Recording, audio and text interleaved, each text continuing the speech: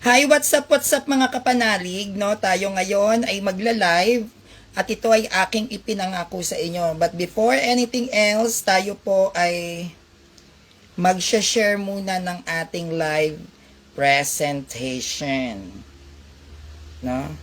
Paki-share po ang ating live mga kapanalig para hindi naman po sayang ang ating mga oras. At least may mga natututunan tayo, no? Okay, ayan na po. Share muna natin. Ating mga oras, at least may mga natututunan tayo. Paki-share po yung live.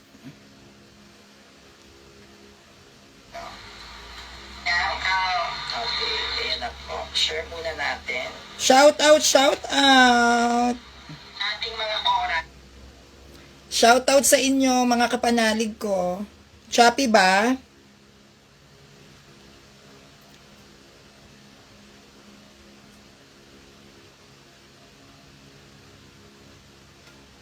Paki-share po ang ating live.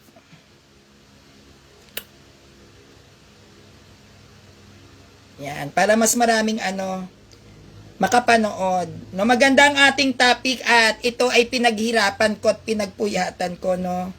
Actually, ang dami na nga pong nagtatampo sa akin. Ang sabi sa akin,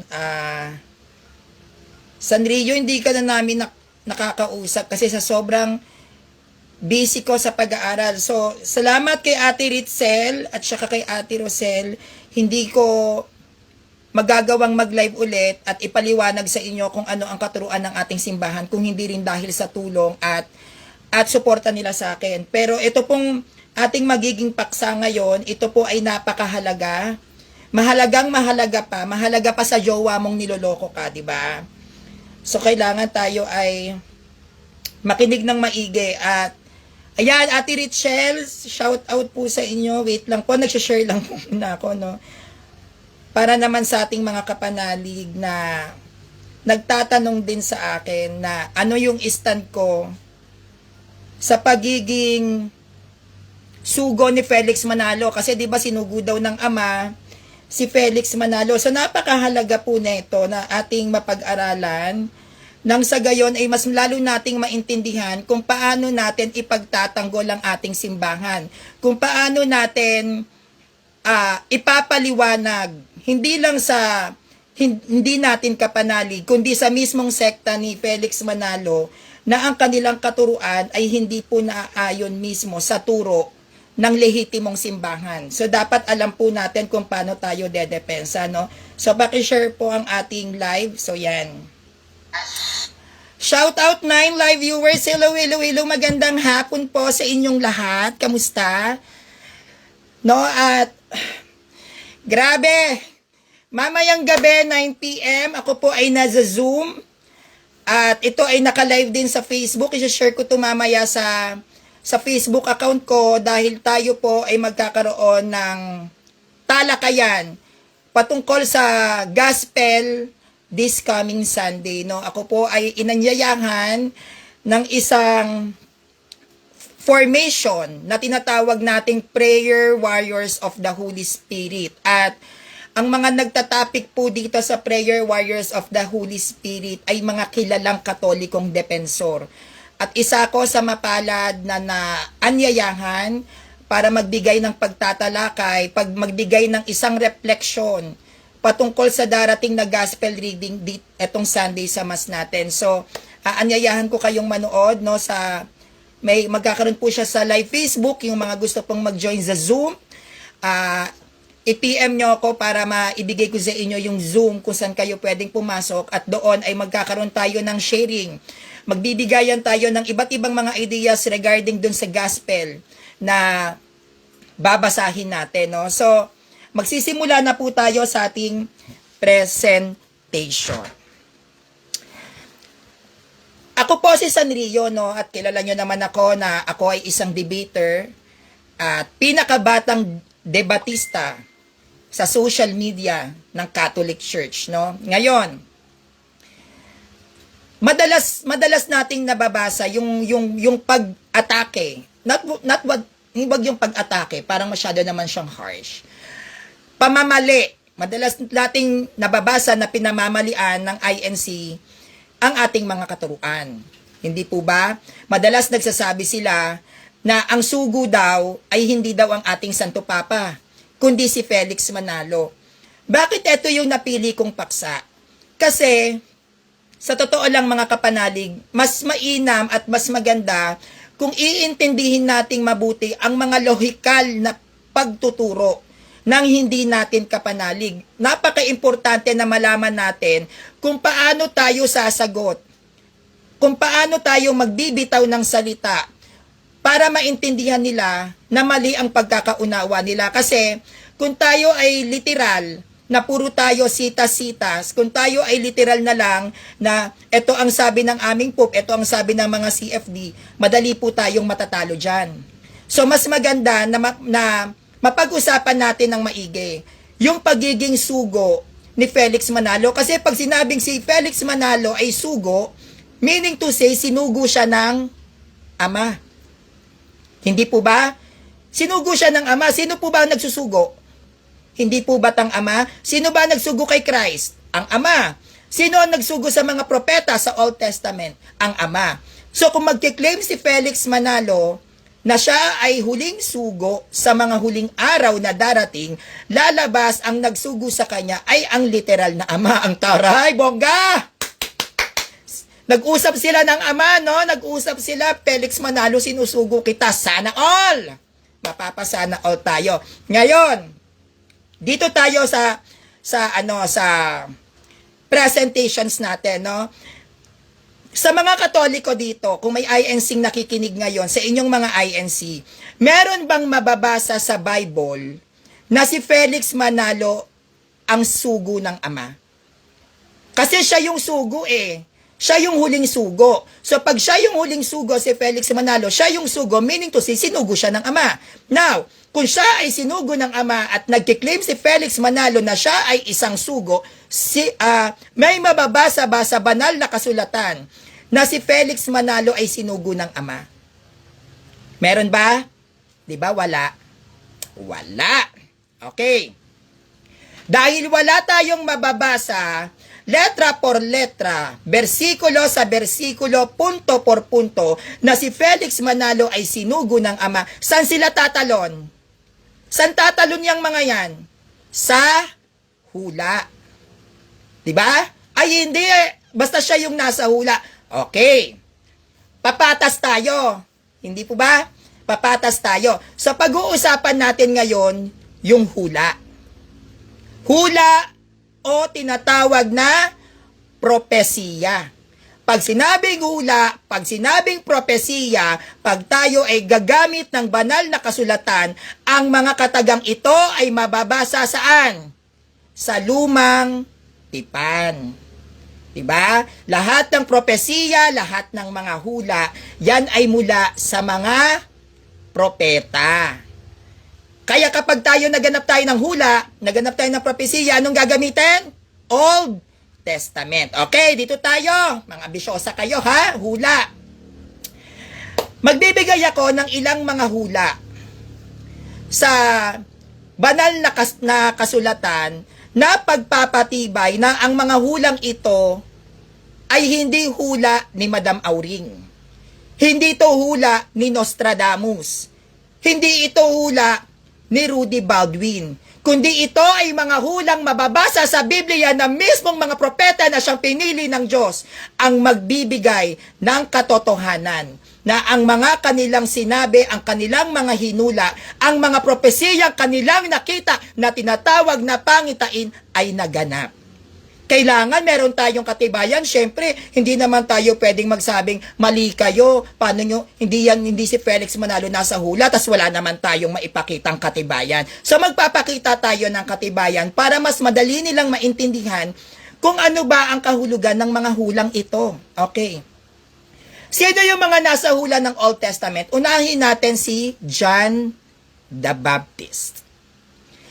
Si John the Baptist, siya po ay nasa propesiya ni Propeta Isaías. John the Baptist yan. 'Di ba? Sabi ni Felix Manalo, ako ang nasa hula ayon kay Propeta Isayas. Ay. So gagamit tayo ngayon ng mga hula mula kay Propeta Isayas. Para patas, total. O Felix Manalo, ikaw pala hula ni Propeta Isayas, gagamit din tayo ng hula ni Propeta Isayas. At ipagkukumpara natin ang pagkakaiba. Okay deal to mga kapanaliga. Okay. Si John the Baptist, una.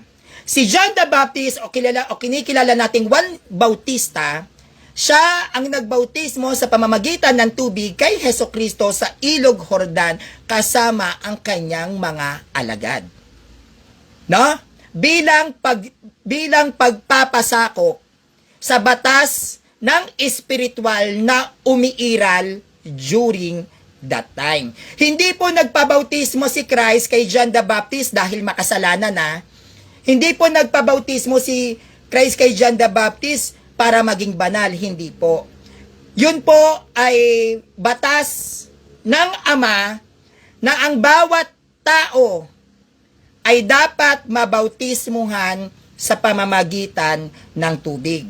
Kinakailangan ni Christ magpasakop hindi dahil hindi siya Diyos, hindi dahil dahil siya ay makasalanan, kundi siya ay isang tao. At pag ikaw ay isang tao, dapat po tayong magpasakop. 'Di ba? Kasi batas yan ng Ama. So, ngayon, ayon sa hula ni Propeta Isayas kay Juan Bautista, dito sa Isayas 40 verse 3, ganito ang sinisigaw ng isang tinig. Ihanda nyo ang daraanan ni Yahweh sa ilang. Gumawa kayo ng mga tuwid na landas na kanyang lalakaran sa ilang. So itong mga pananalitang ito ay mula mismo sa propesiya ni Propeta Isayas. Now, bakit saan ito nagkaroon ng katugunan? Saan ito nagkaroon ng tawag neto ng katibayan na ito ay natupad?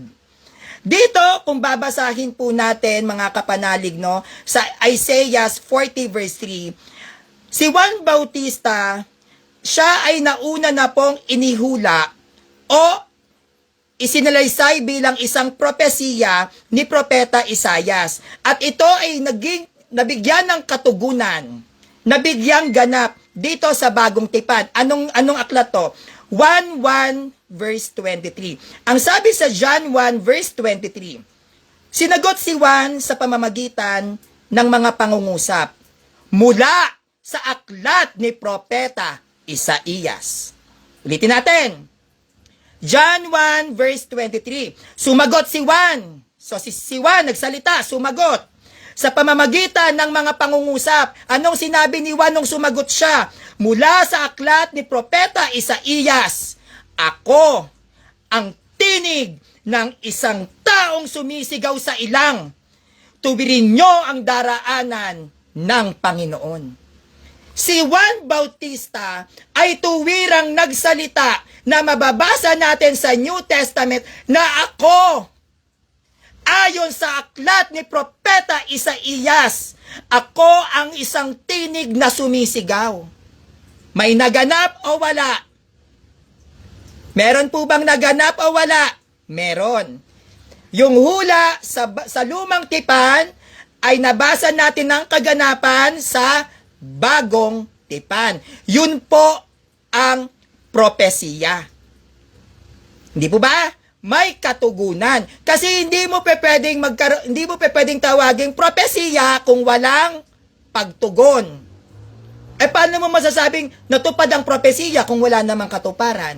Ang tawag doon ay sabi-sabi lang, chika-chika lang, mema sabi lang. Okay. Kaya malinaw dito sa nilatag natin, si John the Baptist, siya po ay naging bahagi ng hula sa aklat ng Lumang Tipan na nabigyan ng isang malinaw na katugunan na mababasa natin mismo sa Bagong Tipan. Close issue tayo. Tama po? Isang propesiya, nagkaroon ng tugon sa bagong tipan. So sa madaling salita, ang lahat ng hula na nasa Old Testament dapat nating makita sa bagong tipan. Ikalawa, sino ikalawa na iniula ni Propeta Isaías? Sino? Ang ating mahal na Birheng Maria.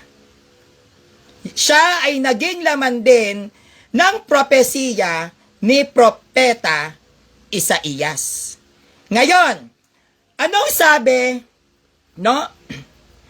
Ngayon, itong si Blessed Virgin Mary, siya ay naging bahagi po mga kapanalig ng hula o propesiya na mababasa sa lumang tipan. At ang nagpropesiya nito, sino? Si Isaías. Anong sabi ni Isaías? Isaiah 7 verse 14. Isaiah 7 verse 14. Anong sabi? Dahil dito, si Yahweh mismo ang magbibigay sa inyo ng palatandaan. So si Yahweh pala mismo ang magbibigay ng palatandaan. So Sanrio, anong palatandaang ito? Maglilihi ang dalaga at magsisilang ng isang sanggol na lalaki at tatawagin sa pangalang Emmanuel. Ayun naman pala. Sabi ni Isaías, kayo, mga Israelita, tandaan nyo ito. Si Yahweh mismo ay magbibigay sa inyo ng palatandaan.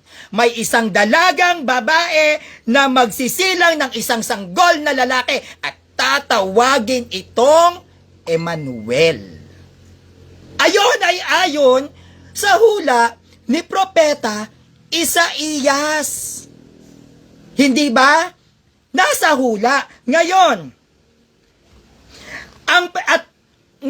itong propesiya ni Isaías ay nangyari. Pag sinabing nangyari, naganap. Siya ay naganap sa bagong tipan patungkol kay Blessed Virgin Mary. Ano ang sabi? Nasa ng propesiya Sanrio naman sa bagong tipan si Maria? Hinula pala sa Old Testament. Paano mo naman napatunayan na nangyari ang hula na yan? Okay. Mateo 1 verse 23. Matthew 1 verse 23. Tignan nyo. Sabi. Tignan nyo. Maglilihi ang isang birhen at magsisilang ng isang sanggol na lalaki at tatawagin itong Emmanuel. Kasama natin ang Diyos. Meron pa bang ibang birhen sa humankind na nabuntis ng hindi parehong tao? Wala. Only the Blessed Virgin Mary. So natupad na naman ang hula. Naku, Sanrio, dumadalawa ka na. Bad trip na ako sa'yo, ha? Tignan mo si Sakalamseng, nababad trip na talaga sa akin. Dumadalawang hula ka na. Dito tayo sa pangatlo ngayon. Lahat ng ito ay hula ni Propeta Isaías, ha? Okay. Dito tayo sa pangatlo tayo. Isaías. Grabe ang init. Ngayon, maging ang propesiya o hula ni Propeta Isaías sa isang birhen na magdadalang tao o maglilihi ay binigyang katotohanan at pagpapatibay ng bagong tipan na ang bawat hula na mababasa natin sa Old Testament ay dapat mabibigyang katugunan sa New Testament. Hindi ko pwedeng mag-claim ako nasa hula tas hindi ka natupad sa New Testament. Kasinungalingan yan. Kasinungalingan. Bakit? Kung si Juan Bautista hinula sa Old Testament, natupad sa New Testament. Kung si Maria mismo, na ina ng Diyos, ay hinula sa Old Testament at naganap sa New Testament, si Kristo din hindi rin nakaligtas. Siya din ay naging laman ng hula ni Propeta Isaías. maging si Christ. Ngayon, dito, sa Isaiah 61, verse 1 to 3, anong sabi? Ang Espiritu ng Panginoon, Yahweh, ay sumasa akin, sapagkat ako'y kanyang hinirang. Sinugo niya ako upang dalhin ang mga magandang balita sa mga inaapi, upang pagalingin ang mga sugatang puso, upang ipahayag sa mga bihag at sa mga bilanggo na sila'y lalaya na. Sinugo niya ako, sabi ni Isaías, sinugo niya ako upang ipahayag na darating na ang panahon ng pagliligtas ni Yahweh at ang paghihiganti ng Diyos laban sa kanyang mga kaaway. Sinugo niya ako upang aliwin ang mga nagluluksa, upang pasayahin ang mga nagtatangi sa Sion, kaligayahan sa halip na bigyan ng kapighatian, awit ng kagalakan sa halip ng kalungkutan. Matutulad sila sa mga punong itinanim ni Yahweh, na ginawa kung ano ang makatwiran at malululwalhati ang Diyos sa kanilang mga gawa. Can you imagine? Maging si Christ ay hindi po yan nakalusot sa propesiya. Bakit? Dahil ang kalooban ng Ama during that time, ipinadadaan niya, ipinararating niya sa kanyang mga propeta. Nais malaman nating mga tao kung ano ang maaari at pwedeng mangyari sa hinaharap. Nang sa gayon, pag dumating ang anak ng tao, pag dumating ang anak ng Diyos na which is si Christ, alam natin kung paano natin siya makikilala. Isa yan sa halaga ng hula.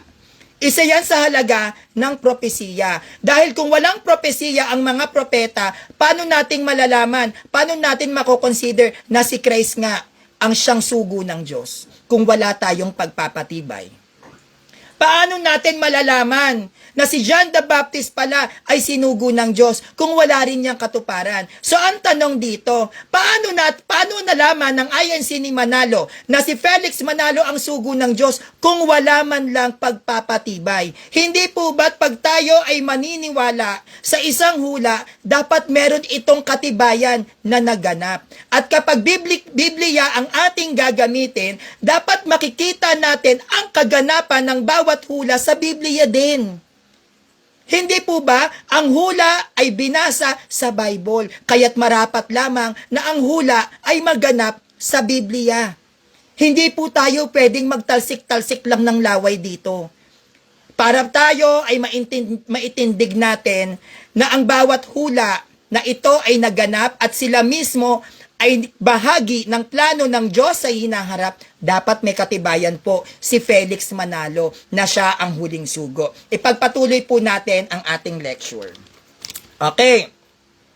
Ang propesiya ni Propeta Isaías sa ating Panginoong Hesukristo ay nabigyang kaganapan na pagpapakita na ang hula sa ating mismong Panginoong Jesus ay hindi basta hula-hula lang.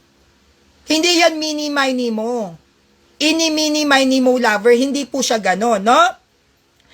At itong kanyang hula na mula kay Isaías ay tuwiran at lantaran po yan na pinatunayan ng bagong tipan.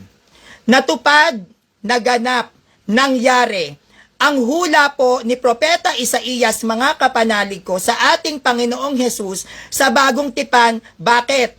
Upang patunayan na ang mga hula ni Propeta Isaías tungkol sa ating Panginoon at sa kanyang mga iba pang mga naging hula ay naganap at nangyari. Pagpapakita na si Propeta Isaías ay mismong propeta ng Diyos dahil hindi po nabigo ang kanyang mga hula dahil ito ay may katibayan. Hindi po kahit kailan naghula si Propeta Isaías na walang katibayan. Lagi yang may pagpapatibay. Hindi pwedeng manghula si Isaías tas makikiramdam lang tayo kung kailan mangyayari. Hindi po ganon. Ang mga hula po ni Propeta Isaías ay naganap at nangyari. Hindi po pwedeng tumambay lang siya doon. No? Okay. Ito po yung katibayan na ang ating Panginoon ang siyang tinutukoy sa hula ni Isaías. Ayon sa Lucas 4 verse 18 to 20, ang Espiritu ng Panginoon ay sumasa akin, sapagkat hinirang niya ako upang ipangaral sa mga mahihirap ang magandang balita. Isinugo niya ako upang ipahayag sa mga bitag na sila'y lalaya at sa mga bulag na sila'y makakakita. Isinugo niya ako si Kristo, upang palayain ang mga inaapi at upang ipahayag na darating na ang panahon ng pagliligtas ng Panginoon, crucifixion. Inirolyo niya ang kasulatan at matapos isauli sa tagapag-ingat, siya'y naupo, nakatitig sa kanya ang lahat ng nasa sinagoga. Si Kristo nasa hula, pero binigyang pagpapatibay na ito ay dapat maganap. Bakit? Yan po ang kinukuha nating referensya. Na kung ikaw ang tinutukoy sa loob ng Biblia, dapat sa Biblia ka rin matatagpuan. Ang Diyos ay hindi po magbibigay sa atin ng isang aral na magkakagulo-gulo tayo. Ang Diyos lagi yang nagpapakita ng katibayan, katulad ng mga himala, pagbubuhay sa mga patay, gawing dugo ang tubig, gawing alak ang tubig, gawing bato, gawing tinapay ang bato. Naghimala siya sa pamamagitan ng mga apparitions, naghimala ang ating Panginoon sa pamamagitan ng mga bagay. Maging sa tao, kumikilos siya. May gumagaling, may nabubuhay. Ganon ang Panginoon.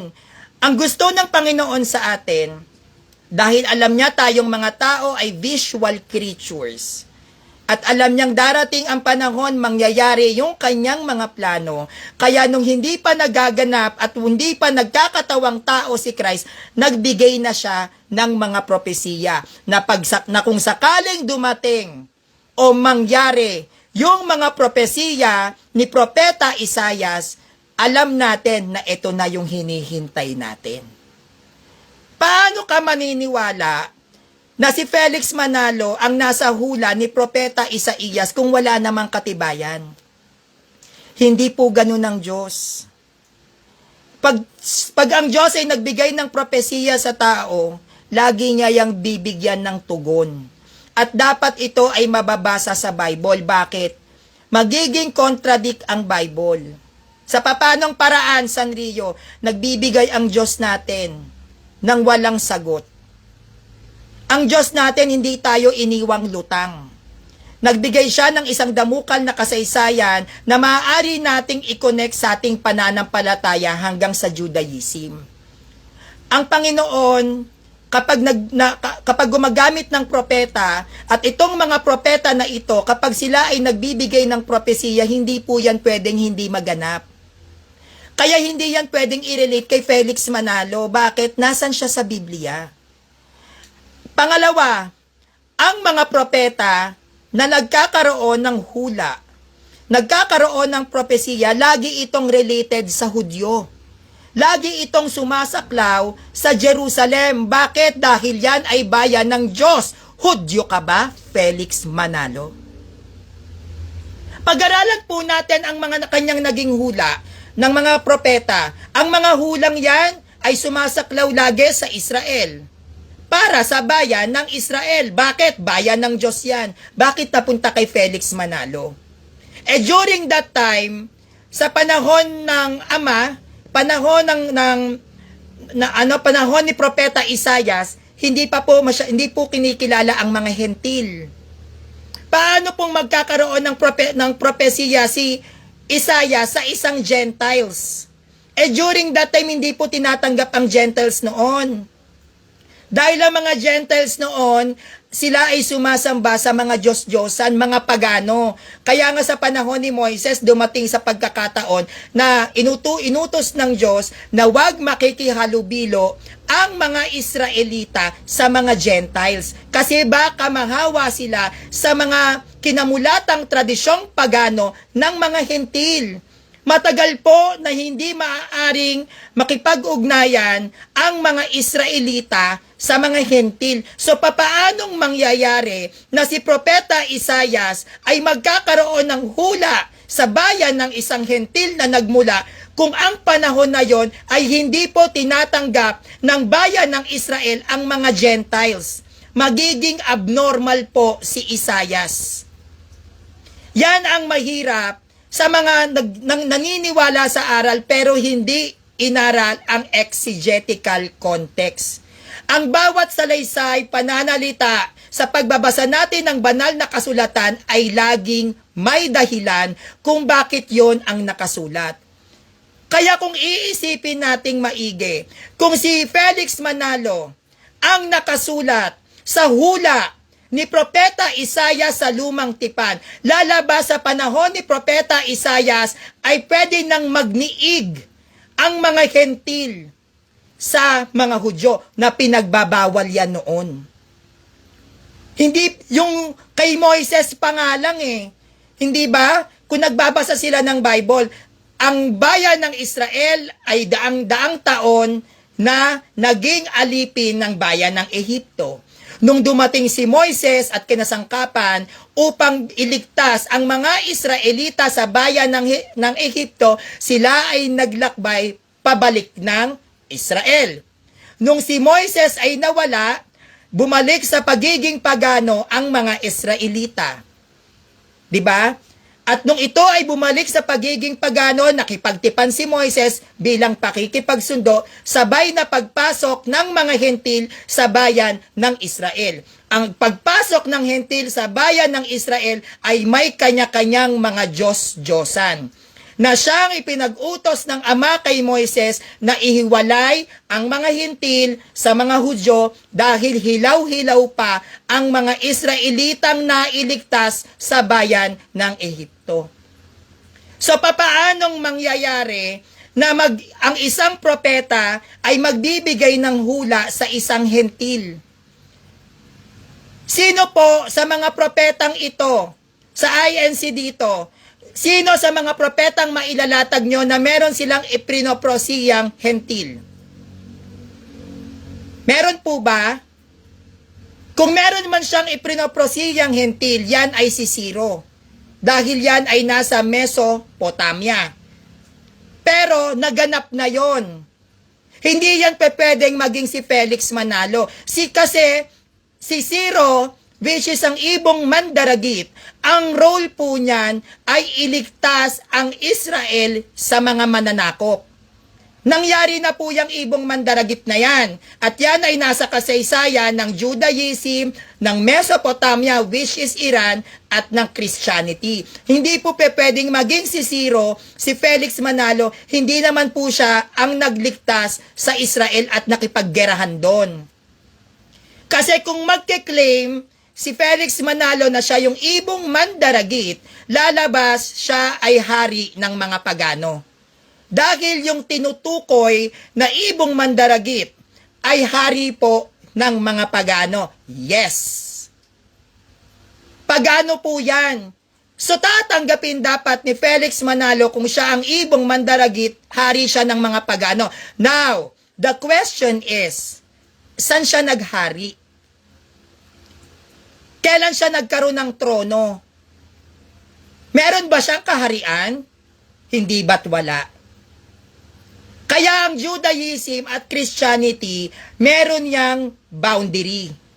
May mga boundaries yan. Bakit? Hindi kasi tumatanggap ang Judaism ng mga Gentiles. Kaya nagalit sila sa mga apostles, nagalit sila sa mga Kristiyanong Hudyo kasi nga tayo ay tumatanggap ng Gentiles. Ang Judaism, hindi. Yan ay kanilang aral at tradisyon kasama ang kultura sa panahon ng Ama. Kaya malabo na si Propeta Isaias magkakaroon ng hula na hindi Hudyo. Lahat po ng hula ni Isaias, Hudyo. At lahat ng kanyang hula ay patungkol lang sa bayan ng Israel. Hindi po pwedeng makarating ng Pilipinas yan. Dahil hindi nga po pwede ang mga Gentiles noon. So kung ang tao, which is Sentil, hindi pwede, ganun din ang bansa. Paanong nangyari yon? Hindi po ba? Malinaw naman, di ba? Okay, tuloy natin ang ating mga paksa. Ngayon, kung si John the Baptist, si Blessed Virgin Mary, ang ating Panginoong Hesukristo, na siyang naging bahagi ng propesiya ng pinakamamahal nating si Propeta Isaias sa Old Testament. No? At binigyan ng linaw at pagpapatibay na ito'y naganap sa New Testament ng letra por letra. The question is, logic lang. Tanong, itong Pilipinong dating sakristan ng simbahang Katolika at isang ganap na dating Katoliko na siyang tumalikod at natalikod sa tunay na tatag ng simbahan ni Kristo na walang iba kundi ang Catholic Church, saan siya mababasa sa Biblia bilang katuparan? Saan mababasa? Itong founder ng INC na tatag dito sa Pinas na si Ginoong Felix Manalo na siyang nagpalipat-lipat sa iba't ibang mga sekta na may kasong panggagahasa. Sinong propeta ang nagpatibay kay Felix Manalo na siya ang nasa hula? Sinong propeta ang pwede niyang ipakilala sa ating mga Katoliko na si Felix Manalo ang sugo? Hindi po nagbibigay ng propesiya ang mga propeta ng walang sagot. Lagi yang may sagot at hindi po kahit kailan nagprophesize ang mga propeta na walang kinalaman sa Israel. Bakit lalabas ng Pilipinas? Ang issue noon, bayan ng Israel, palaganapin ng Panginoon. Bakit? Dahil hindi lahat kilala siya. Bakit siya lulundag dun sa ibang bansa? Siyempre, uunahin muna niya sarili niyang bayan. Ang priority ng Ama, bayan ng Israel. Maniwala sila sa Diyos. Diyan muna siya nagko-concentrate. Bakit? Dahil hindi lahat ng tao kilala siya. Hindi po ba? Kung kayo po ba, ang mga pinili mo ay nasa Israel, ang mga propeta, mga nagbuwis ng buhay para sa Diyos ay nakatira sa bayan ng Israel, bakit ka manghuhula dun sa Pilipinas? Ako propeta, kunyari, pinili ako ng Diyos maging propeta. Ang mission ko ay ipalaganap na ang mga Israelita ay dapat maniwala sa Diyos na which is pagan pa yan dati. Bakit ako lulundag dun sa bansa na hindi naman ako kilala? Ibang bansa pa, hentil pa. Kaya nga ang Judaism ay hindi nakikipag-isa sa iba't ibang mga religion kasi mga Gentiles yan. Ang Judaism ay concentrated lamang sa bayan ng Israel. Bakit lulundag dun sa Pilipinas? Gentiles country tayo. Di kasi kayo nag-aaral Basic pa lang yan ha. Wala pa tayo sa exciting part. Okay. Ngayon, ayon sa aral ng INC ni Felix Manalo, ayon sa kanyang aral, ang mismong tinutukoy daw sa Isaiah 46 verse 3 ay si Felix Manalo. Perfect! Diba? Si Felix Manalo daw ang tinutukoy. Ano ba yung nakasulat dito sa Isaiah 46 verse 3? Makinig kayo sa akin. Lahi ni Jacob. Kayong nalabi sa bayang Israel, kayo'y inalagaan ko mula sa inyong pagsilang.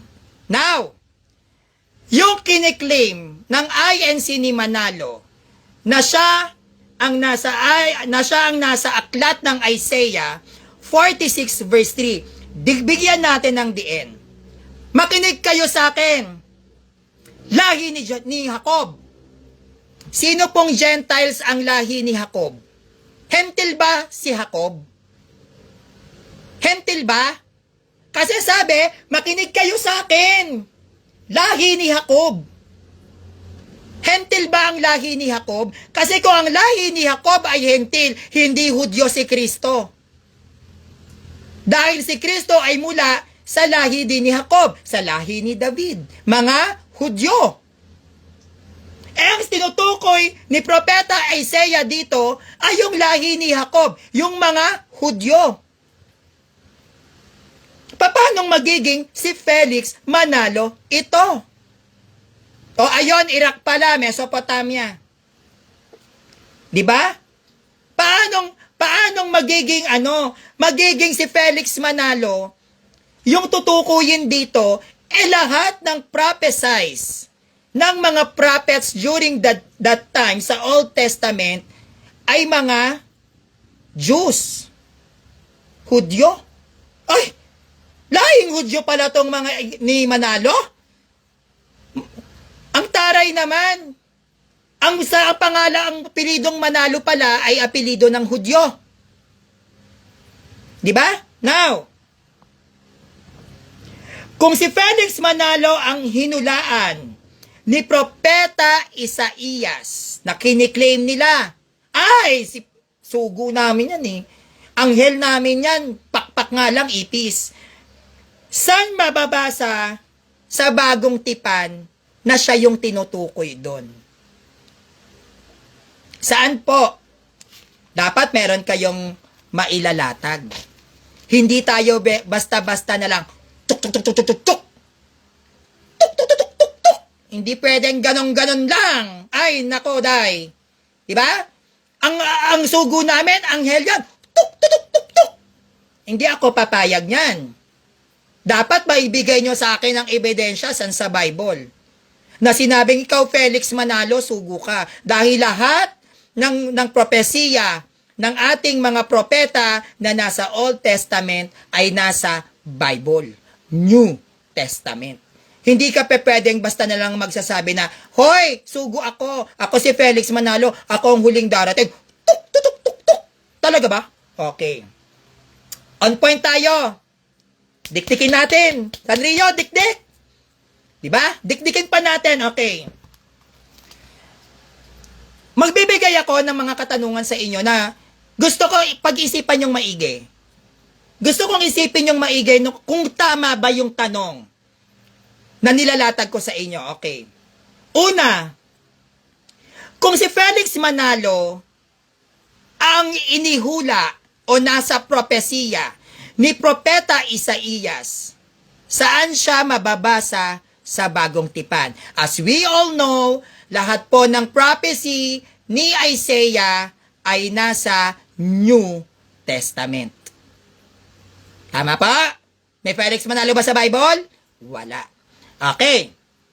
Kalawa, kung si Felix Manalo ulit ang nasa hula, ang nasa propesiya ni Propeta Isaías, lalabas, makinig maigi ha, kung si Felix Manalo ang hula ni Propeta Isaías, siya yung nasa propesiya, lalabas, protestante ang tatag ni Kristo at hindi religion.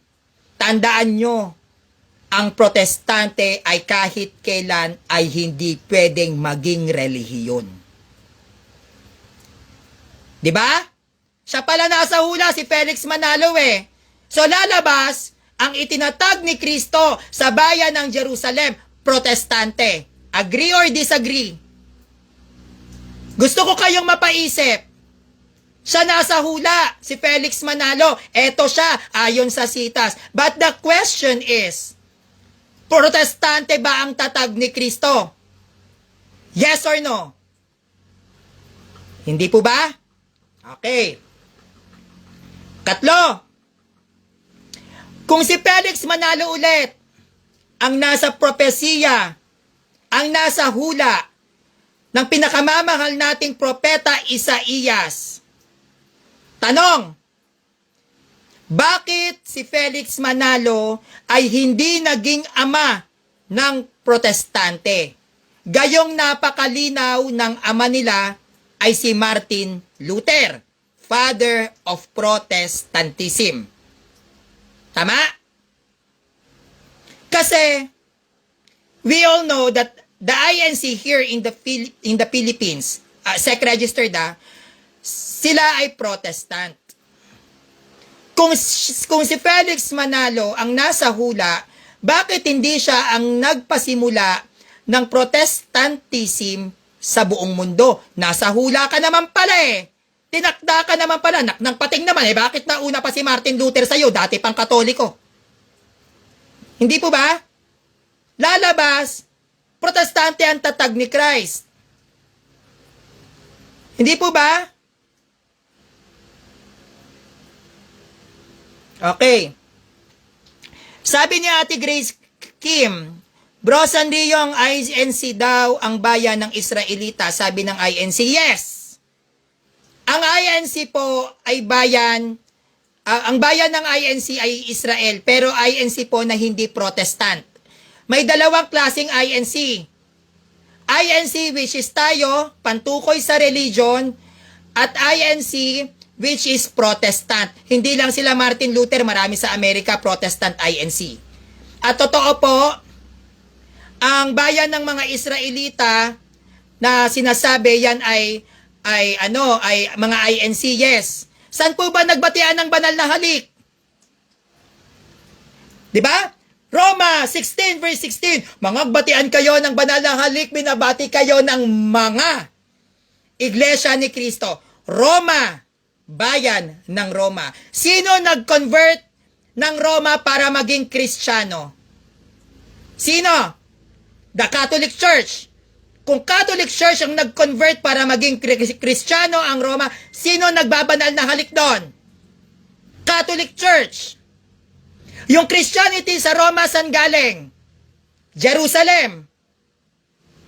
Ngayon, kung nagbabatian ng banal na halik ang mga iglesia ni Cristo sa bayan ng Roma which is converted by the Catholic Church na dating pagano mula sa bayan ng Jerusalem, kaninong bayan ngayon ang Jerusalem? Bayan ba yan ng Protestante o bayan ng Christian religion which is the Catholic Church?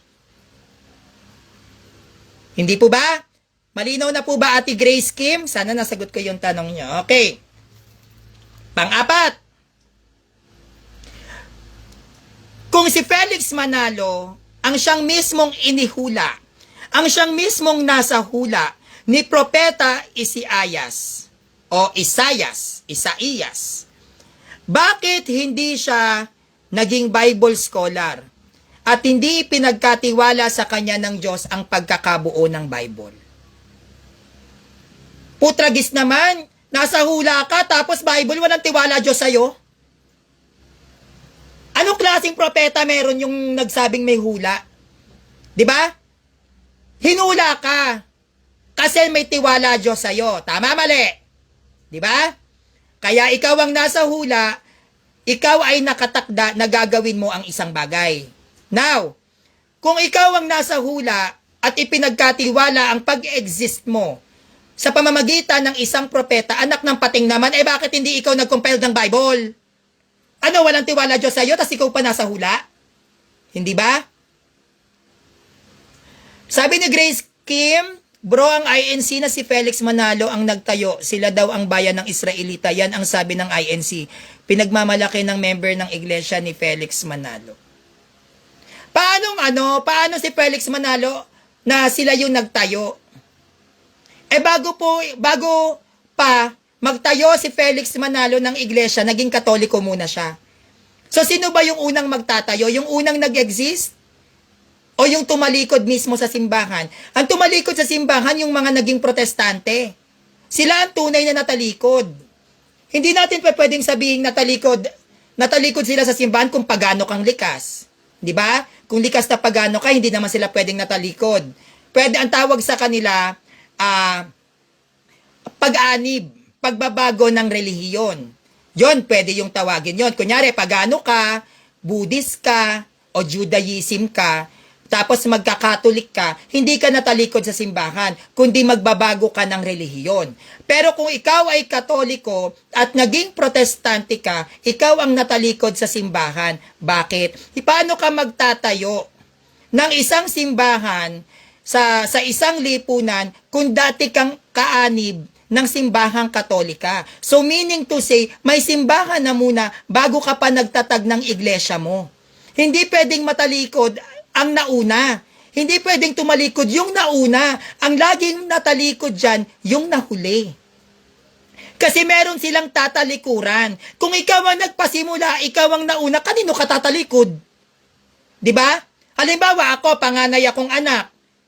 Kanino ako tatalikod sa pagiging panganay ko? Sa sarili ko? Hindi pwedeng mangyari yon, diba? Kung ikaw naman ay bunso, pwede kong sabihin na natalikod ang bunso sa aming magkakapatid at bilang pagiging panganay ko, tinalikuran niya yung pagiging matanda ko. Yon, bakit? Kasi huli siyang pinanganak. Ganon din sa INC ni Manalo. Hindi pa pwedeng natalikod ang iglesia kasi pagdat sa usaping natalikod, lagi yang sa huli. Bakit matatalikod ang Catholic Church? Tayo nagpasimula ng Christianity, kanino tayo tatalikod? Lahat ng mga natalikod, sila yung mga dating may sinasandalang simbahan. Lahat ng natalikod, sila yung mga paniniwala na gumagamit ng mga binuo ng ating simbahan, including the Bible and the calendar. Bakit? Kasi tatalikod nga. Kaya yung gumagamit ng Bible, ng calendar, nakikigamit lang yan. Hindi pwedeng matalikod ng Catholic Church kasi tayo yung naune. So sino yung natalikod? Protestant. Sino unang tumalikod sa simbahan? Martin Luther. Sino si Martin Luther? Ama ng Protestantism. Kung ama ng Protestantism si Martin Luther at siya ang kauna-unahang tumalikod sa simbahang Katolika, Protestante ba ang INC sa Pilipinas sa tatag ni Felix Manalo? Yes! Of course! So kung Protestant pala ang INC ni Felix Manalo na tatag sa Pilipinas, natalikod ba o hindi? Natalikod. Saan? Sa iglesia. Saang iglesia? Sa Catholic Church. Lahat ng Protestant, sila ang natalikod. Hindi tayo pwedeng matalikod dahil wala tayong pwedeng talikuran. Tayo ang pasimula ng Kristyanismo. Malinaw ba, Ate Grace Kim? Tuloy natin. Ngayon, like what I've said, kung si Felix Manalo ang siyang nasa hula, ang siyang nasa propesiya, para panindigan na siya ang sugo ng Diyos, bakit hindi siya isinugo na bumuo ng Bible? Sugo ka pala eh. Diba? Pinagloloko mo lang ako eh. Sabi mo, sugo ka, ikaw ang huling sugo. Eh bakit hindi ka sinugo ng Diyos na bumuo ng Bible? Isusugo ka niyan, sugo ka nga eh. Huling sugo ka pa. Eh bakit hindi ikaw nag-compiled? Kasi nga, Protestante. Kahit kailan, hindi loloobin ng Panginoon na ang mga gagamitin nating referensya ang bubuo Protestante. Hindi mangyayari yan. Hindi papayagan ni Kristo na ang bubuo ng Biblia Protestante. Ano yan? Ginisa ni Kristo yung simbahan niya sa sariling mantika? Bumuo siya ng church which is not a Protestant? Tapos ang bubuo ng aklat natin, Protestante. Pwede ba mangyari yon? Ha? Logic. The Catholic Church is not a Protestant church. Oh. Sa palagay nyo, may possible na ang bubuo ng Bible ng Catholic Church which is not a Protestant church, Protestante? Aba, magiging Protestante si Kristo yan. Kaya sino ang responsible sa pagkakakompiled ng Bible? Hindi Protestante. Bakit? Hindi kasi Protestante ang tatag ni Kristong simbahan. Madaling intindihin, di ba? Madali lang. Okay. Gamit tayong pasugo. Pasugo tayo. Pasugo. August 1965. Page 4. Pasugo. Mga INC ni Manalo, makinig. Pasugo, 1965 August, page 4. Anong sabi dito? The Bible was assembled into a single book through the efforts of the Catholic Church. The Church's council, such as the Council of Carthage, council to ng Catholic, played a significant role in deciding which book would be recognized as canonical. Kung Catholic Church pala, sinasabi nyo rito, sabi mo na ang Catholic Church kami ay may significant role in deciding which books would be recognized as canonical by using the Holy Bible. Tinatanggap nyo bang mga INC ni Felix Manalo na sinugo ang Catholic Church ng Diyos para bumuo ng Bible? Yes or no? Tama po ba o mali? Kapag ba bumuo ka ng Bible, sinugo ka o hindi? Hindi po ba? The question is, sino nagsugo sa mga taong ito para mabuo ang Biblia? Sino? Ang Diyos. Kung ang Diyos ang nagsugo sa mga taong ito para mabuo ang Biblia, ang tanong, bakit sa Catholic Church? Di ba? Nagsugo pala ang Diyos na sige, buuin nyo yung Bible, Katolikong simbahan. O, eto, pinipili ko tong mga to. O, kayo bubuo ng Bible. The question is, bakit sila pinili? Sa daming nagkiklaim dito, na ako yung nasa Bible, ako yung sinugo, ako yung tunay na propeta. Sa daming nagkiklaim, bakit pinili ang simbahang Katoliko na bumuo ng Bible? Bakit hindi sa Protestant? Because the Catholic Church was founded by God. The Catholic Church was founded by Jesus Christ. And that is the reason why kung bakit ang ating simbahan ay may mga banal. Dahil pinababanal ng Diyos ang isang taong nagbabalik loob at nagsisisi. Kaya tayo may prayer for the saints. Only for the Catholic Church. Linaw? Okay. Kalawa na. Pasugo ulit. January 1972, page 7. Anong sabi dito? Historically, pasugo nyo to January 1972, page 7. Marunong pala kayong gumamit ng history. Historically, it was the Catholic Church that determined the canon of the Bible. The books of the New Testament were chosen based on the decisions made in the church councils and synods. So tayo pala nag-decide. Dito ilagay ang Ahob. Dito ilagay ang, teka lang. Ang Genesis, unahin natin yan. Ngayon, New Testament, unahin natin. Siguro maganda kung Mateo. Tayo pala nag-decide. So bakit? Why we? Why the Catholic Church? Why them? They are claiming that I am a prophet. Ako ang sugo. Ako ang hinirang. Sa simbahan ko ang may kaligtasan. But why the Catholic Church? Pinili ng Diyos na kayo ang magsaayos ng banal na salita. Why the Catholic Church? Why not them? Kung propeta sila, kung sila talaga ay sugo, kung sa kanila lang ang kaligtasan, bakit hindi sa kanila sila lang pala maliligtas? Bakit sa atin? Kasi hindi po Protestant ang Bible. Unang-una yan. Hindi kahit kailan magiging Protestante ang Biblia. Pangalawa, dahil hindi Protestante ang Bible, ang bubuo niyan, hindi po Protestante.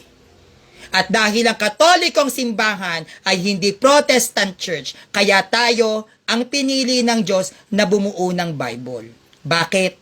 Hindi Protestante ang tatag ni Kristo para gawing Kristiyano ang buong mundo, kundi isang religion. And that religion, under ng Christianity, nagpasimula at nagpalaganap at nagpakalat ng Christianity na tinatawag nating universal, laganap, Katoles, Iglesia Katoles, Iglesyang laganap, walang iba kundi ang Catholic Church. Our church, the universal church.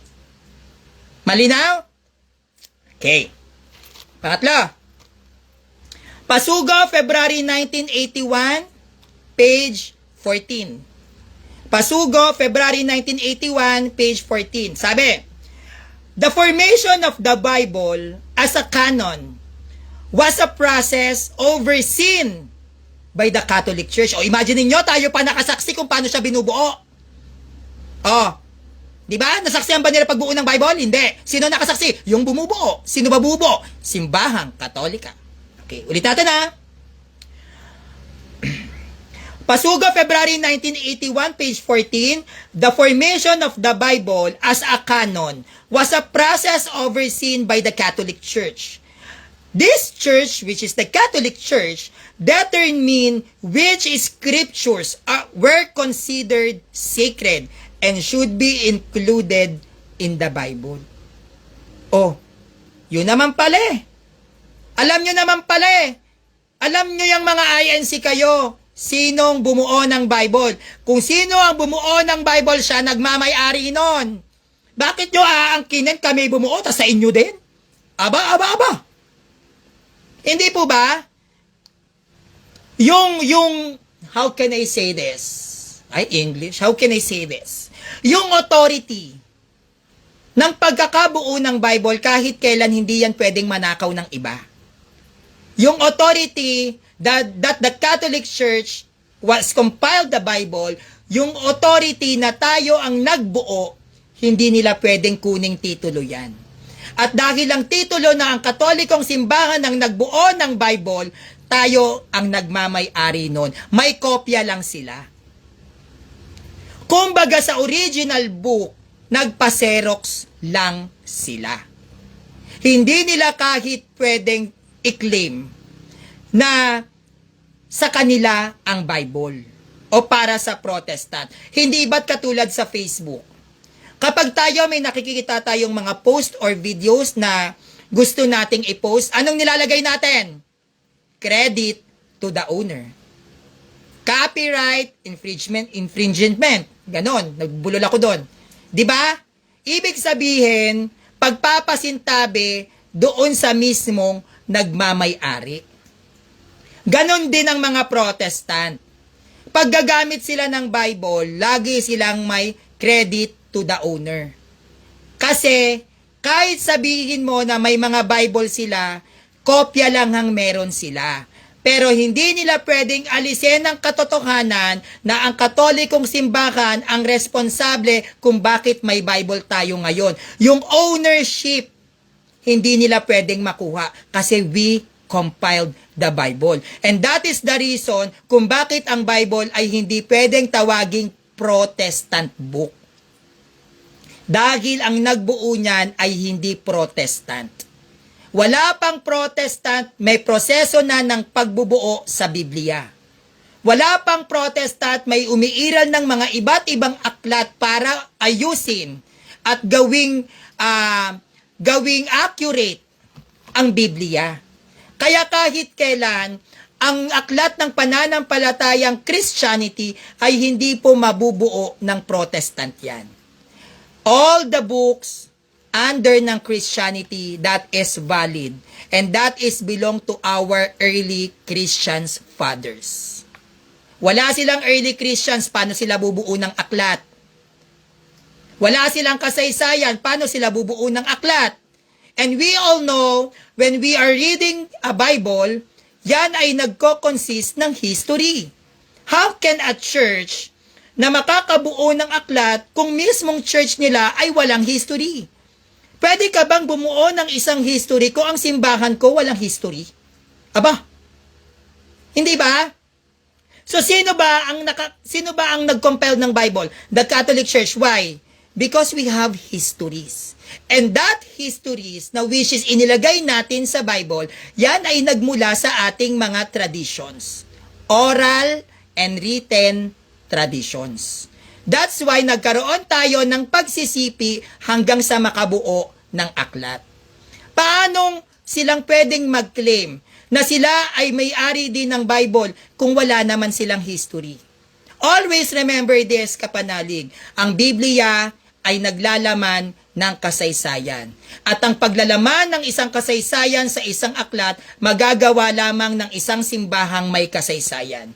Hindi kahit kailan makakagawan ang isang simbahang walang kasaysayan ng isang aklat, lalo na't kung Biblia ang pag-uusapan. Dahil ang Biblia ay umiral sa panahon ng wala pang protestante. Kaya marapat lamang na ang simbahan mo ay magsisimula sa panahon na walang protestante. Dahil ang mga protestante ay sumulpot na lang, may Bible na. Dahil ang Bible, ang mga kasaysayan sa Bible ay naganap at nabuo sa panahon na hindi pa kilala si Martin Luther, ang ama ng protestante.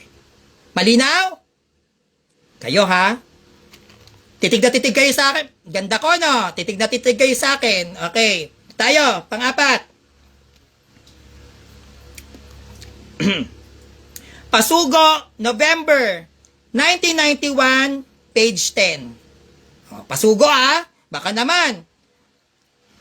The Catholic Church was instrumental in the compilation of the Bible through various councils. The Church defined which texts were to be included in the New Testament. So, inaral din pala ng INC yung kasaysayan ng pagkakabuo ng Bible. At sa kanilang mga pasugo, lumabas is the Catholic Church. Tayo ang responsible kung bakit naging maayos ang pagsasalansa ng iba't ibang mga aklat sa New Testament. Diba? So kung Catholic, ang dahilan kung bakit meron tayong binabasang New Testament, Protestant ba yon? Protestant ba New Testament? Kung ang bumuo ay Catholic Church, ang New Testament ba Protestant book? Kung ang Old Testament ay pinaghalong Tanakh at Torah under ng Judaism, the question is, Protestant ba ang Judaism? Kung hindi Protestant ang Judaism, hindi rin Protestant ang Catholic Church. Therefore, the Old and New Testament is not a Protestant. Now, kung ang Old Testament at ang New Testament, ang bumuo niyan ay hindi Protestant. So ano ang Bible ngayon? Is that a Protestant book or not? Tama po ba? Protestante po ba Bible? Kung ang bumuo ng Bible ay hindi Protestant, Protestant ba Bible? Hindi. So kung ang bumuo ng Bible ay hindi Protestant, ano ngayon ang Bible? Bible, religion. O Book of Religion. Now, kung Book of Religion ang Bible, anong religion ang bumuo sa Bible? The Catholic Church. Now, kung Catholic Church ang bumuo sa Bible, ano ngayon ang Bible?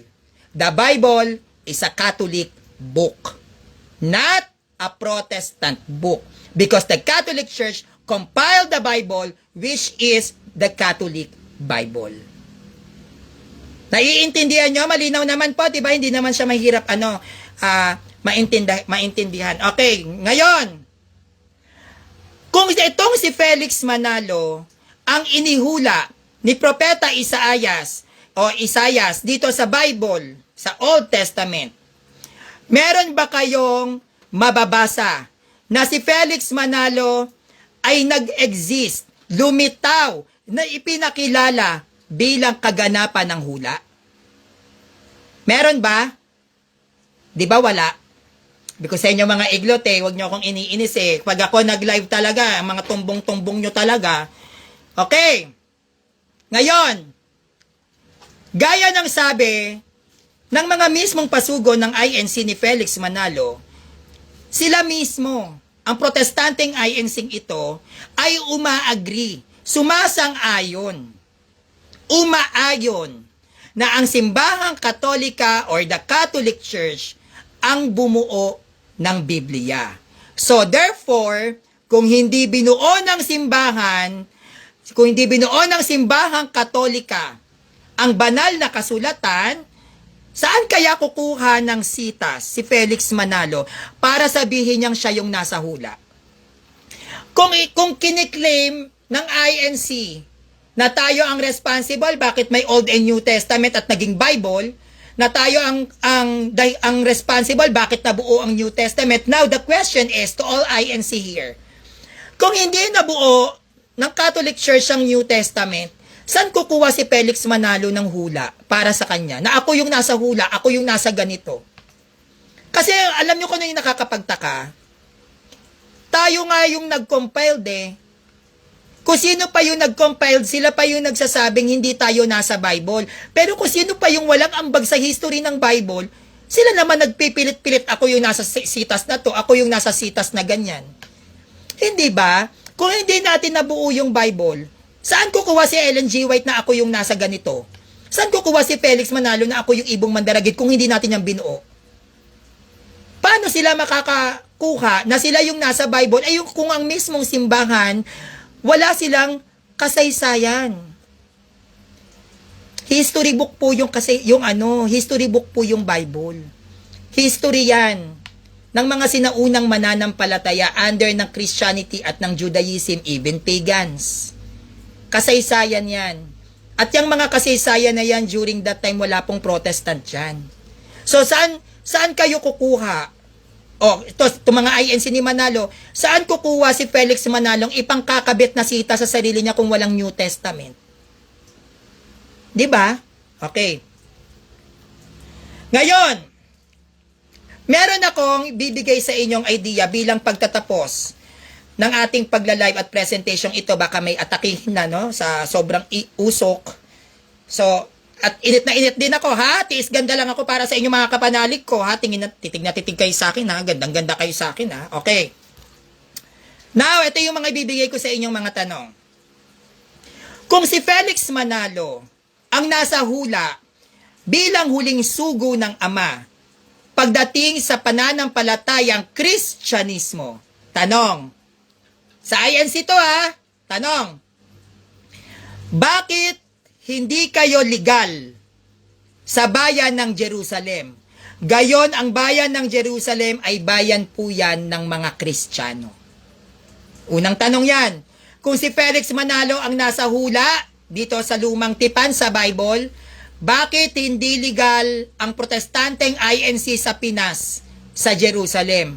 Gayon, ang Christianity ay nagsimula sa bayan ng Jerusalem. Dapat legal kayo. Kayo pala nasa hula. Bakit Katoliko ang legal doon? Bakit kayong mga INC sa Jerusalem na mga protestante nagtatago, nangungupahan? O kayo naman pala nasa hula. Ano yan? Kayo yung nasa hula. Kayo yung hinula ng Hudyo? Kayo nangungupahan? Pwede ba yon?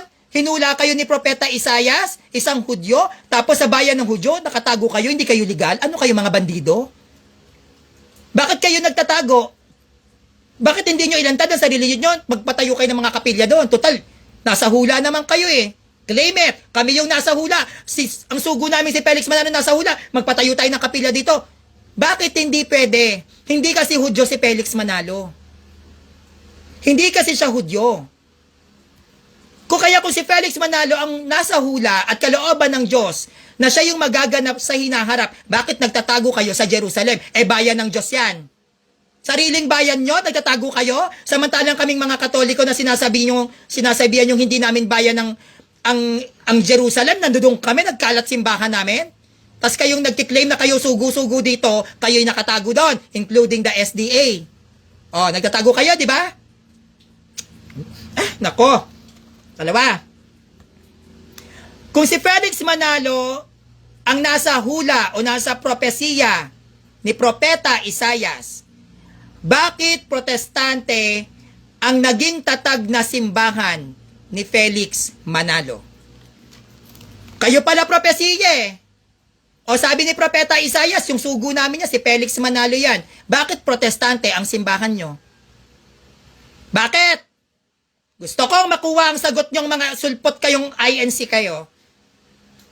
Kami ang nasa hula ni Propeta Isayas. Nandito kami sa Isayas 46 verse 3. Kami yan, hindi naman Katoliko yan. Etong magbatian kayo ng banal na halik, kami yan eh. Nasa Roma, kami nga yan. Natalikod kayo eh. Now the question is, kung kayo ang nasa propesiya at ang INC ni Manalo ang tatag ni Christ, bakit kayo protestante?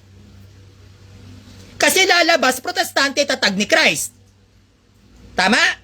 Kung sila tatag ni Christ, edi protestante tatag ni Christ. Now, the question is, bakit protestant ang INC if you are founded by Jesus Christ?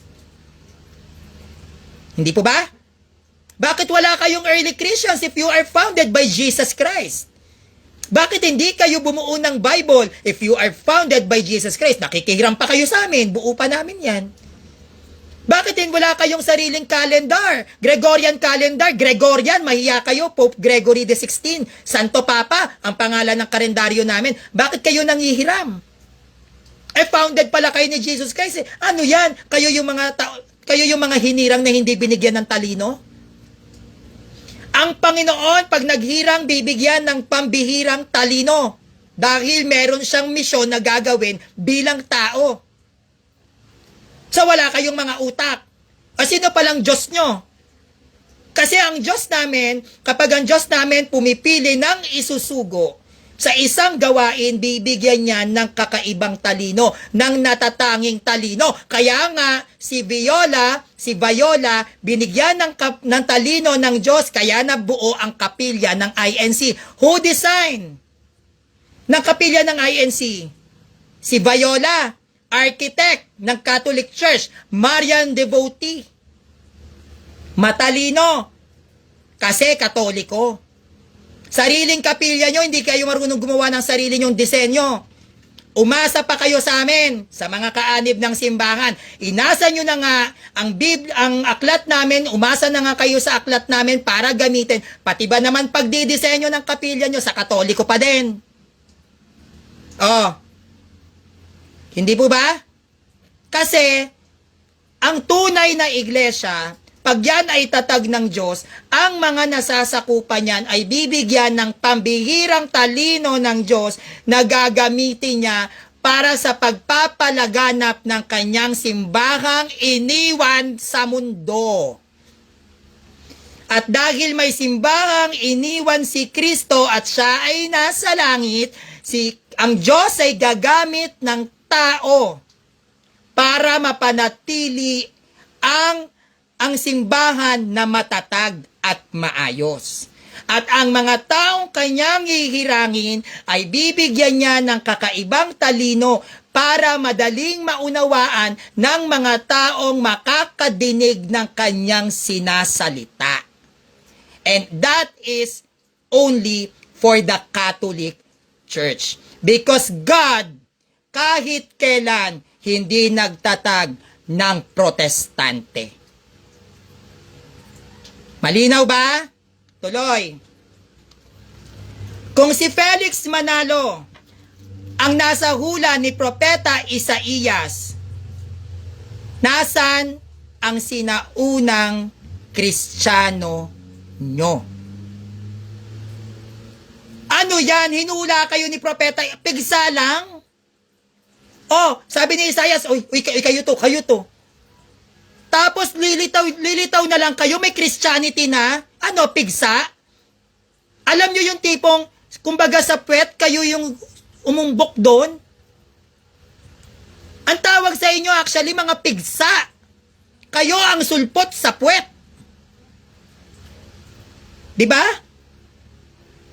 Kumbaga may puwet na, may umbok na yung puwet na, kay umbok ka pa, edi pigsa ka. Tapos, ang dala-dala nyo, nana, sugat, lason, kasi peke. Maniniwala, walang sinaunang Kristiyano. Saan nyo kukunin yung history nyo? Paano nyo i-relate na kayo tatag ni Christ? Wala kayong sinaunang Kristiyano. Hindi ba? Tapos siya pa nasa hula. Siya lang ang kilala kong nasa hula pero walang early Christians. Yung mga hinulaan mula yan sa lahi ni David, sa lahi ni Jacob. Tapos, yung nasa hula, lahing Pinoy. Yung lahi ni David, lahi ni Jacob, mga Hudyo.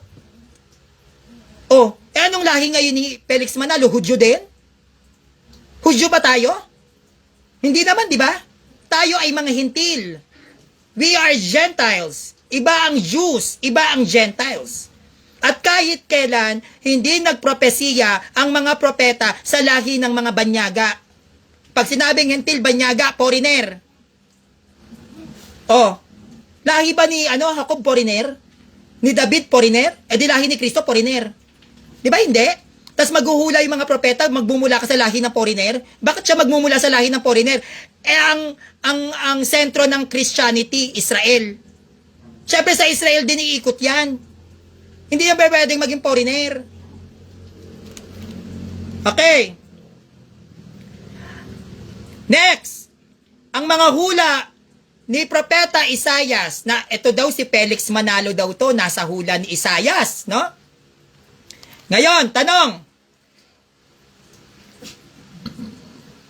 ang mga hula ni Propeta Isaias ay may direkta na patungkol sa katuparan sa bayan ng Israel at sa mga Hudyo.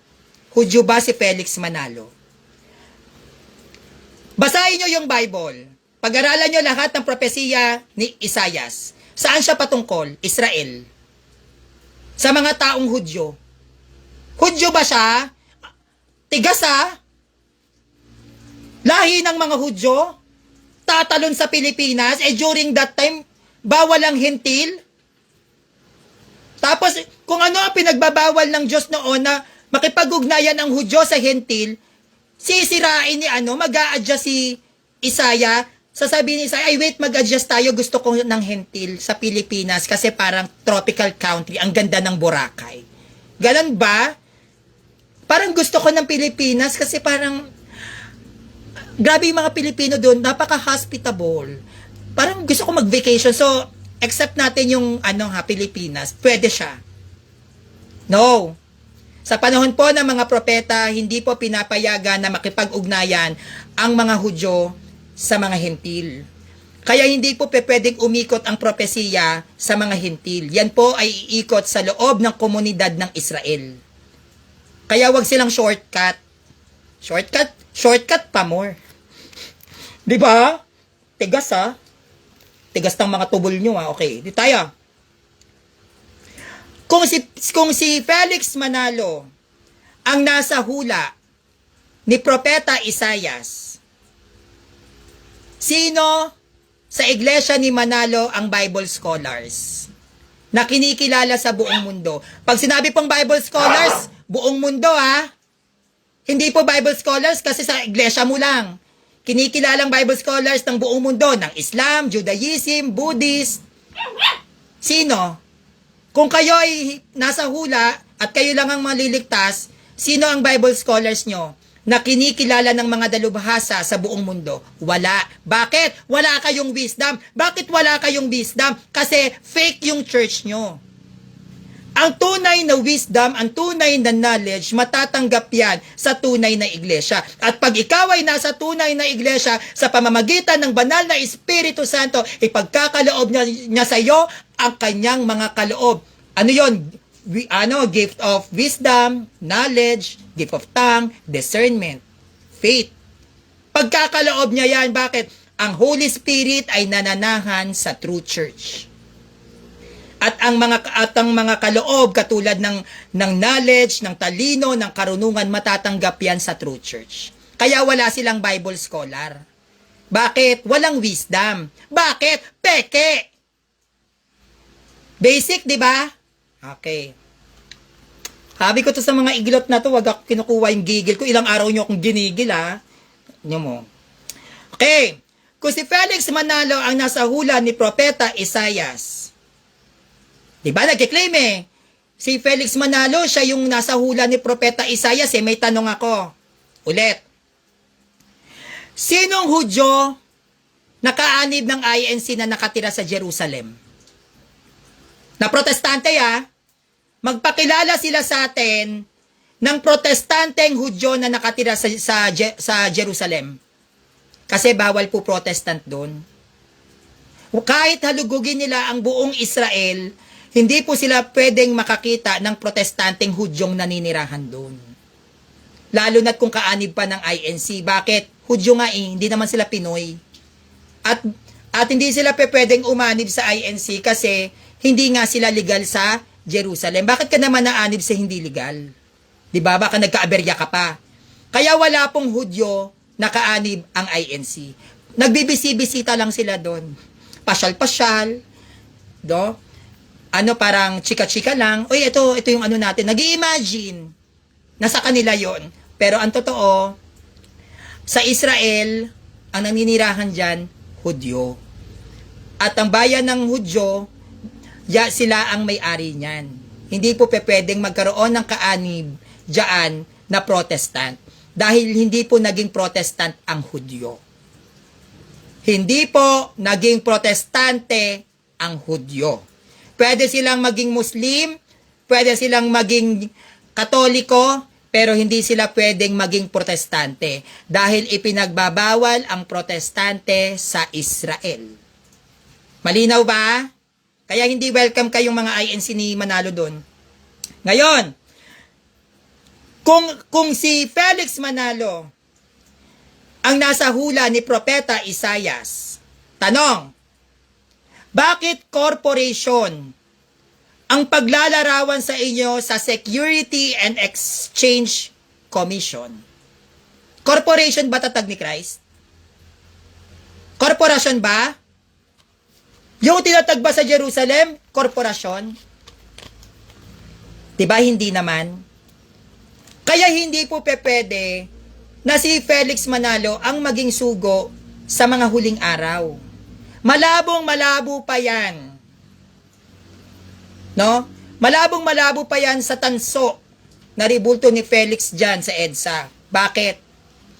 Hebreo 1, verse 1 to 2. Noong una, ang Diyos ay nagsasalita sa iba't ibang panahon at sa iba't ibang paraan sa ating ninuno sa pamamagitan ng mga propeta. Ngunit, nakinig, ngunit, netong mga huling araw, nagsalita siya sa atin sa pamamagitan ng kanyang anak. Netong mga huling araw, nagsalita siya sa atin sa pamamagitan ng kanyang anak. Linawan natin. Anong sabi ulit? Ngunit netong mga huling araw, nagsalita siya. Sino yung siya? Yung Ama. Nagsalita ang Ama sa atin sa pamamagitan nino ng anak. Tanong, sino ang anak na ipapadala ng Ama sa mga huling araw? Si Felix Manalo ba? Para siya ay mag-claim na sugo sa mga huling araw? Akala ko si Kristo. Akala ko si Kristo yung ipapadala ng Ama dahil yun yung kanyang anak. Hindi sa akin, hindi ako na-inform. Si Felix Manalo pala ang ipadadala kasi siya pala ang anak ng Ama, hindi pala si Christ. Hindi ako na-inform doon. No? Itong presentations ko na to, mga kapanalig, ay pinaghirapan kong aralin at talagang nag-ano ako dito, how can I say this? Nagtawag doon, nag-reminisce. Kung ano ba ang pwede kong mabigyan o kung paano ko mabibigyan ng mas matibay o mas mabigat o mas malalim na pagpapaliwanag yung patungkol sa aral na to. Kasi may mga tao na kahit na anong pilit nyong paglalatag ng sitas sa mga protestante, pag hindi nila kayang tanggapin, wala tayong magagawa. Ang tanging magagawa lamang natin is ituro sa kanila sa mas malinaw na paraan. Na kahit hindi ka masyadong gumamit ng mga sitas, maiintindihan kung ano yung gusto mong ipaliwanag. At napakahirap po para sa akin dahil napakabata ko pa na gagamit ka lagi ng logic. Ang hirap noon kasi hindi naman po ako nag-aral ng mga mas malalalim na na edukasyon pagdating sa simbahan. Wala naman akong masyadong alam talaga. Tayong mga Katoliko, mga kapanalig, lagi nating i-relate yung ating mga sitwasyon sa Panginoon sa panahon ng wala pang Protestant. Na kapag makikita natin ng Protestant, iisipin ninyo, may Protestant na ba sa panahon ni Christ? Kahit wag na tayong magbasihan sa mga Bible na yan, tayo nag-compile, hindi nila matatanggap yan eh. But the question is, kung babalik tayo sa panahon ni Christ, may Protestant ba doon? At doon natin sasaliksikin yung mga katanungan na pwede nating iugnay sa panahon ng wala pang Protestant para mas madali natin maituro sa kanila kung ano yung nais nating iparating. Tandaan po natin ito, hindi lahat ay gifted sa pagsasalita ng Bible. Hindi lahat ay gifted sa pagsasalita pagdating sa pagbebenta ng mga gamit-gamit dyan, di ba? May ganon. Hindi lahat ay gifted sa panlasa, sa pagluluto. Lahat tayo ay may kanya-kanyang talento. Bagamat magkakaiba ang ating talento, lagi po nating tatandaan mga kapanalig, huwag mawawala sa atin ang logic. Madaling sumitas. Kung ako lang, pwede ako mag-pure sitas. Kaso, aanhin mo yung isang damukal mong sitas kung hindi ka naman naiintindihan ng kalaban mo. Hindi po ba? Aanhin natin yung isang damukal na sitas kahit mag-grego-grego ka pa dyan kung hindi ka naiintindihan ng kausap mo. Dapat ang lagi nating goal, mababaw man o malalim, ang pagpapaliwanag natin sa ating pananampalataya, ang point doon, naiintindihan ka. No? Ang point doon, hindi man ako kasing galing ni ganito, hindi man ako kasing talino ni ganito, hindi man ako kasing husay ni ganyan, ang mahalaga, naiintindihan ka ng kausap mo. Kesa naman sa sobrang talino mo, hindi ka na naiintindihan. So wag kayong ma-intimidate, wag kayong mailang. Halimbawa may makita kayo, sita sa ganyan, sita sa ganon, kaya nyo ring makipagsabayan sa kanila. Basta't lagi nyong tatandaan, pag tayo maglalatag ng aral, mapaprotestante man o mapakatolikong kapanalig, dapat naiintindihan ka. Kasi kapag ikaw ay naiintindihan, doon magkakaroon pakunti-kunti ng realization ang taong kausap natin, no? So yun lang po mga kapanalig, sana po nagustuhan ninyo ang aking presentation sa inyo na pinagpuyatan ko po talaga ito at pinaghirapan. At mamaya po ako po ay nasa Zoom ng Prayer Warriors of the Holy Spirit. Magkakaroon po ako ng talk doon regarding sa gospel natin na darating ngayong Sunday via Zoom at via live Facebook. Mamayang 9 p.m. i-share ko po yan. So yun lang po sa mga nagtatanong kung ano po YouTube channel ko. Please subscribe on my YouTube channel, Sanrio TV. Tandaan po natin, araw-araw, wag tayong mapapagod mag-aral.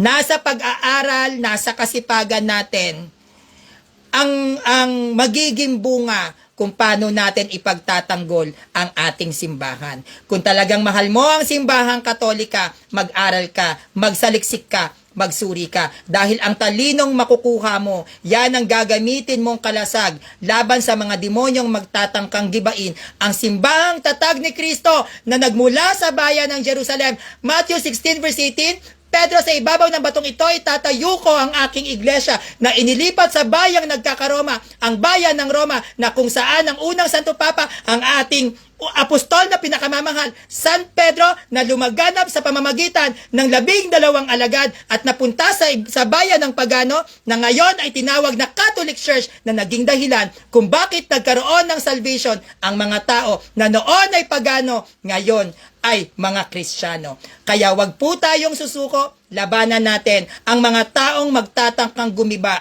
sa ating simbahan. Kung sila nagagawa nila, mga protestante sila, bakit hindi din natin gawin tayong mga Katoliko pa? So yun lang po, magkaisa tayo laging mga Katoliko. Maraming salamat and magandang hapon po sa inyong lahat.